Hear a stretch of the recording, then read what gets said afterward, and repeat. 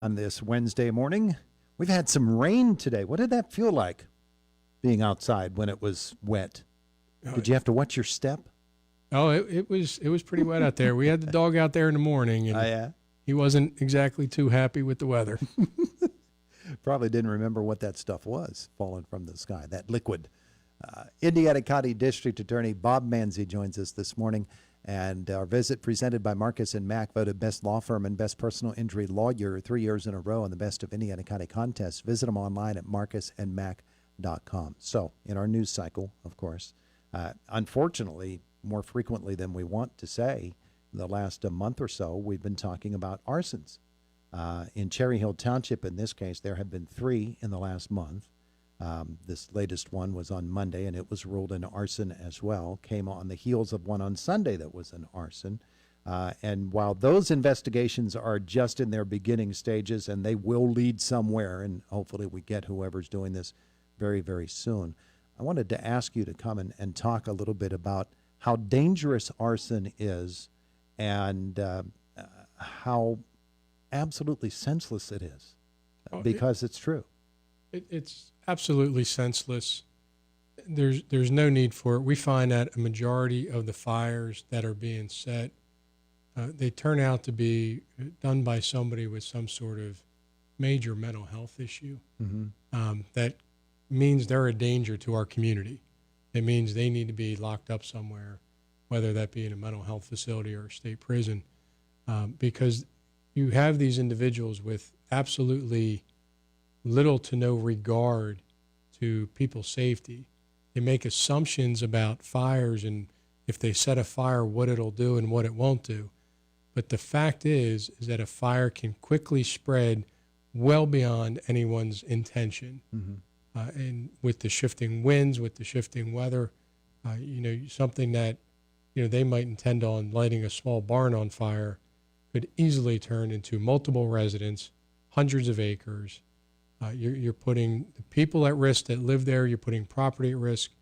You're putting our firefighters at risk, and our law enforcement. So it is an incredibly dangerous, incredibly senseless crime. Yeah, absolutely. And that's the case here. Because even if you assume that there's nobody living there, it doesn't mean you're right, first of all, that there's nobody in that building. And the danger to firefighters is what really sort of gets people ticked off a little bit. Oh, absolutely. I mean, you look at our firefighters around Indiana County. These are men and women that are working full-time jobs, handling their responsibilities at home with their families and their children and their grandchildren, running around fundraising because there's no funding sources for them. And oh, by the way, at 2 o'clock in the morning, they wake up and run out to deal with an incredibly dangerous situation. I mean, these men and women are one of the backbones in our county, and we're putting their lives at risk for these situations that again, senseless and have no reason for happening. Yeah. All right. So we know that arson is dangerous. Unfortunately, we know as well that there is somebody who is setting fires in that particular area in Cherry Hill Township. We hope that they are able to resolve that as quickly as possible. But part of all of this is the investigation. In this case, and in many other cases involving many other types of crimes, there is a request for someone to phone in an anonymous tip, something that is going to help to lead police in their investigation. And some people are reluctant to make that call because they're just not quite sure. Is it really anonymous? Am I putting my own self at risk if somebody finds out I made the call? All of those things. You, as the district attorney, of course, you're very familiar with how that whole system works.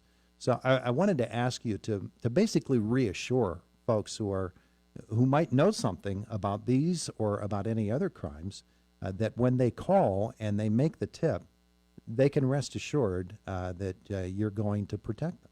Yeah, absolutely. When we have, we have our tip line at the DA's office. You can call the state police. You can call any of your police. When you make that call and you tell them that you want to be anonymous, we have methods that we're able to continue to maintain your anonymity. Now, what we can do with that information might change. So, for instance, if we have somebody call in and say, The building across the street has a lot of drugs in it, and that's our only source of information, and we've never talked to you before. We're probably not going to be able to get a search warrant based upon that if we can't put your name in there. And that's fine. That we'll begin our investigation, and we'll use other investigative tactics to determine what's in that building. So then when we do a search warrant on that building, your name never appears. Yeah. And the defendant doesn't know that really the investigation started because we had a member of the community that was concerned say, hey, look in that building, there's a lot of drugs. Similarly, with a crime like arson and many other crimes, the people who do the crime, they tend to be seen by somebody. They tend to say things to somebody. And we really want to encourage folks to come forward and provide that information. And I completely understand their concern about not wanting to be involved, wanting to be anonymous. You're talking about a person or people that are setting fires to buildings, and I really do get that concern. Again, that's why we take a great deal of steps to make sure that the information we're being provided is private, it's anonymous, because we want people to come forward. And we have had a lot of success over the last 5.5 years of individuals in the community telling myself, members of my office, member of law enforcement, giving us that private information, remaining anonymous, and us being able to successfully investigate, stop a crime, and prosecute it to a conviction. So it is very important, because the last thing we want is for somebody in the community to be hurt, and then you have an individual at home saying, man, I knew something about that, and I wish I would have said it. And secondly, don't worry about the evidentiary value of what you saw. And I say that because sometimes people say, well, I saw person XYZ walking down the road. I really didn't think it would help your investigation. Don't worry about whether it'll help. Don't worry if it won't help. The worst thing that can happen is you call us, you provide information, and it doesn't help anything with the investigation. But you called, we got the information. But you never know what that piece of information might couple up with another piece of information. Oh, they walked by somebody's house with a Ring camera. Oh, we have a cell phone data retrieval from this area. So don't feel like what you have is not important. You don't know its importance, and the best thing you can do is call and let the professionals that are investigating determine where that piece fits into the puzzle. Yeah, and obviously you don't want somebody who thinks they might have information but not enough information to do further investigating of their own. That's not the role here for them. It's simply to let the authorities who have the expertise, who have the equipment, who have all of the resources available to them, let them do the investigation. If you know something, let police know, step back and let them take over. Sure, that is a great statement to make. It is important to let them do the investigation, because you as an individual, you don't know where we stand in the investigation. And obviously we don't put what we have out there for a very good reason. We want to make sure we continue the investigation and find more evidence. And by you thinking, well, I can find this or I can find that, we have had times where people feel like they can do the investigation or do part of it, and ultimately they ruin the evidentiary value of whatever they find. They could get themselves hurt. They could get somebody else hurt. So we do say, please provide us the information. When I go out to eat, I don't go back into the kitchen and tell the cook how to make my dinner. Yeah. We're asking that, you let the professionals with years and years of experience investigating serious crime provide them the information and let them do their good work. There are many forensic scientists who are available to help. There are outside agencies that you can bring in that you can call upon as a district attorney's office. You have your methods of investigating. Other agencies might have their methods of investigating. The cooperative arrangement between all of you is what really breaks the case. Sure, and that partnership is great. Knowing that I can call the state police, the borough police, I can call federal authorities. We have assets in Game and Wildlife Commission. We have so many different partners that we're able to use. It is very important that that work continues to happen within that group. and even partnerships with you and your staff, being able to come here this morning and relay this information to the members of our community, that's a partnership that's important, getting them the information that, we're taking this seriously. The investigators are putting a lot of time in it. We have multiple authorities looking into it, working together in concert. If you have anything even remotely related, please let us know. All right. So how do they do that? What you can do is you can call the state police directly, 724-357-1960, or you can call my office, 724-465-7777. You call those numbers, you talk to one of the detectives in my office, or when you call the state police, you ask for a trooper involved in that investigation, and you provide that information. And again, if you want to remain anonymous, you make sure you let them know that in the beginning. Yeah. Is there an online way that people also can connect?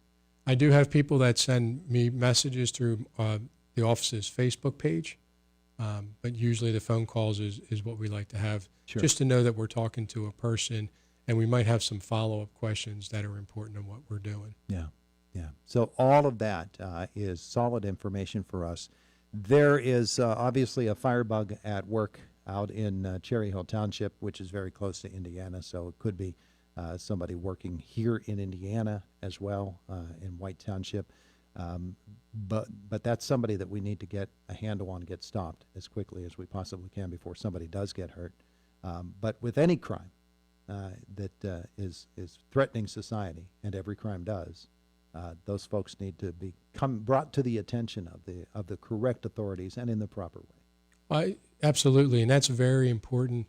You don't know what else is going on. And the criminal justice system, we're not just about convict them and throw them in jail. We have so many different programs to address drug and alcohol treatment, mental health treatment. And for the people that do need to be locked up for a long period of time, we have our state prisons. Yeah. We want to take that time and figure out what needs to happen to, one, protect our community, and two, make sure this individual, who's probably most likely going to be back out into the world from jail one day, how do we address their needs to stop what's going on? Yeah. So, the system's built to do that, and we appreciate all the help we can get. It's our community, not just mine or the police, but it's all our community. Just about out of time with DA Bob Manzi. The Mountains Behavioral Health Center, I don't think I've talked with you about it. That's going to be a great asset for you and for your entire staff, isn't it? That's going to be a phenomenal asset. I sit on the board with the Healthcare Foundation. When I learned that the hospital was getting that up and running, I knew that was going to be a huge asset to Indiana County.